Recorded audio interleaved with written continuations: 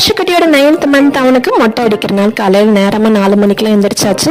ஹர்ஷகுட்டிக்கு என்னென்ன ப்ரிப்பேர் பண்ணுறேன்னா, பொங்கல் வச்சுட்டு எதுக்கும் பருப்பு சாதமும் கொஞ்சம் எடுத்துக்கலாம் அப்படின்னு சொல்லிட்டு ரெண்டுமே அட் அ டைமில் குக்கரில் வேக வச்சுட்டேன். அப்புறம் சக்கரவள்ளி கிழங்கும் கொஞ்சம் வேக வச்சு எடுத்துக்கிட்டேன்.